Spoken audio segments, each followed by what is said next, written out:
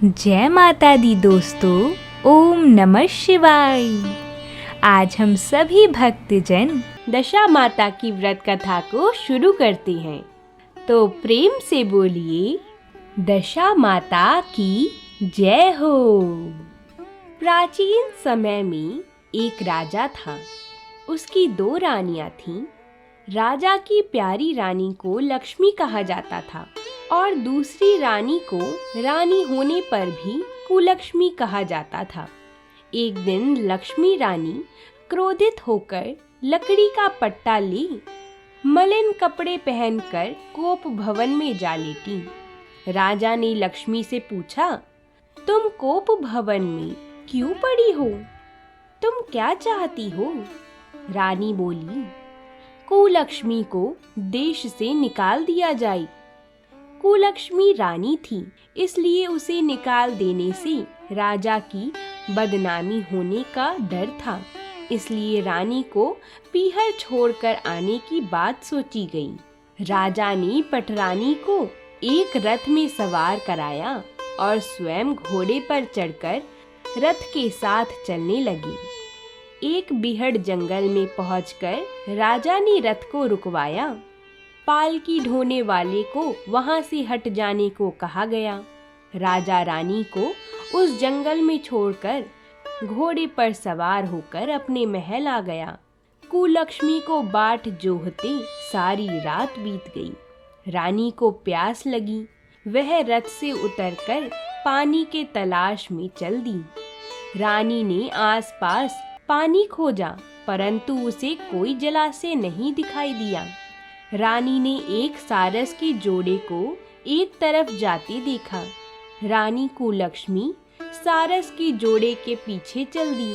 चलते चलते वह एक नदी के किनारे पहुंच गई। रानी ने शौच आदि से निवृत्त होकर उसी नदी में स्नान किया और जल पीकर अपनी प्यास बुझाई। उस समय कुछ अन्य स्त्रियां भी स्नान कर रही थीं। स्नान करने के बाद उन स्त्रियों ने दशा माता का डोरा लिया। उनके पास एक डोरा बच गया। उन्होंने रानी से डोरा लेने का अनुरोध किया। रानी डोरा लेकर अपने रथ में आकर बैठ गई। दशा माता ने रानी की परीक्षा लेने के लिए एक बुढ़िया का वेश धारण कर उसके रथ के पास आई। वह रानी से बोली कि बेटी, यहाँ बैठी क्या कर रही हो? रानी ने बुढ़िया से कहा, पहले तुम बताओ, तुम कौन हो? बुढ़िया ने उत्तर दिया, मैं तुम्हारी मौसी हूँ। तब रानी उसके गले लगकर रोने लगी। उसने अपनी विपदा भरी सारी कहानी बुढ़िया माई को बता दी। अंत में रानी ने बुढ़िया माई से कहा, अब मुझे केवल तुम्हारा ही सहारा है, मेरी रक्षा करो। दशा माता की कृपा से उसी जगह माया का शहर बस गया। रानी के भाई भाभी आदि सारा मायका वहां प्रकट हो गया। रानी ने अपने पीहर के साथ मिलकर 9 दिन दशा माता की कथा कहानियां सुनाई। 10वें दिन डोरे की पूजा होनी थी। उस दिन सवेरे उठकर दशा माता ने रानी से कहा, नदी में स्नान कर आओ, वहां तुमको स्वर्ण कलश मिलेगा। तुम उसे ले लेना और जो डोली तुम्हें लेने आई उसमें बैठ जाना। किसी से ये मत पूछना कि यह डोली किसकी है। रानी ने नदी में स्नान किया।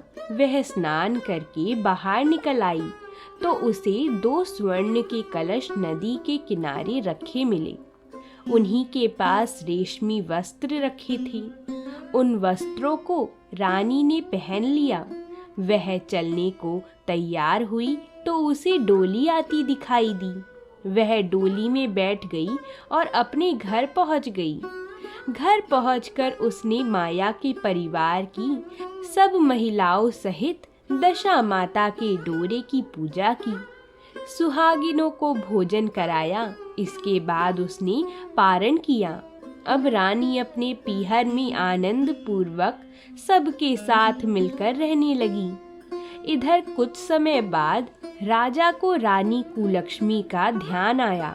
राजा ने विचार किया कि जिस दिन से मैं रानी को जंगल में छोड़कर आया हूँ, तब से उनका कोई समाचार नहीं मिला। चलकर देखना चाहिए कि रानी कुलक्ष्मी का क्या हाल है। मंत्रियों ने राजा को समझाया कि अब रानी से मिलना आपके लिए ठीक नहीं होगा, परंतु राजा ने मंत्रियों की बात पर कोई ध्यान नहीं दिया। वह घोड़े पर सवार होकर उसी स्थान पर पहुंचा जहां पर रानी को छोड़ आया था। राजा को ये देखकर बड़ा आश्चर्य हुआ कि यह तो सघन वन था, परंतु अब यहाँ रमणीक बस्ती बसी हुई है। राजा ने लोगों से पूछा, यह कौन सी नगरी है? लोगों ने उसे बताया कि यह कुलक्ष्मी का नगर है। अब तो राजा के आश्चर्य का ठिकाना ना रहा।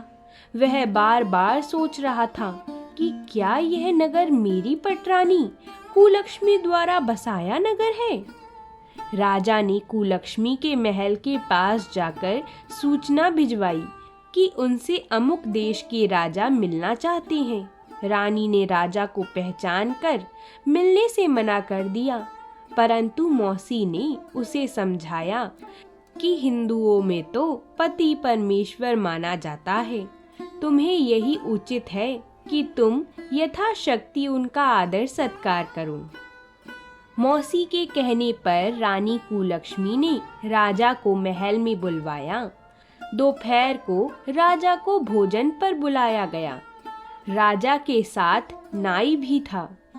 रानी राजा और नाई को भोजन कराने लगी। पहली बार रानी ने नाई की पत्तल पर भोजन परोसा तो नाई ने रानी के पैर पर एक छींटा लगाया। रानी इस भेद को नहीं समझ सकी कि नाई ने उसके पैर पर रायते का छींटा क्यों मारा। रानी दूसरी बार पोशाक बदलकर फिर आई। राजा मन में सोचने लगा कि यहाँ तो बहुत सी रानियां हैं, सबकी शक्ल एक जैसी है, मैं अपनी रानी को कैसे पहचानूंगा। राजा ने नाई से कहा, यहाँ तो कई रानियां हैं, मैं अपनी रानी को कैसे पहचानूं। नाई बड़ा चतुर था।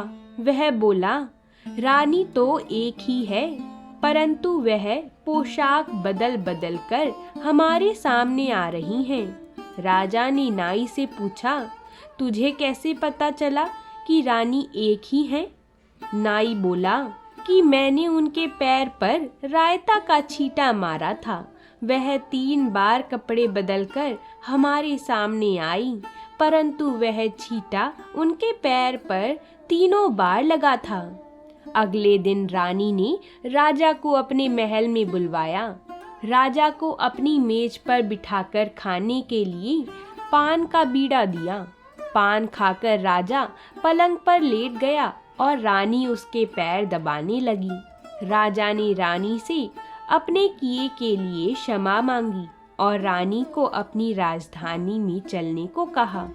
रानी ने कहा, आप मुझे किस मुंह से चलने को कह रही हो? आप तो मुझे जंगल में अकेला छोड़कर चली गई थी।